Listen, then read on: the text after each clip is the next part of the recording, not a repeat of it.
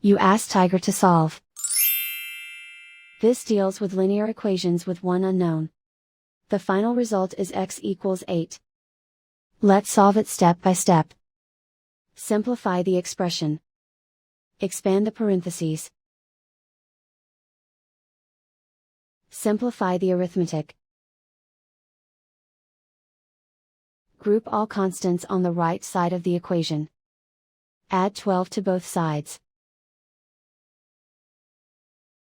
Simplify the arithmetic.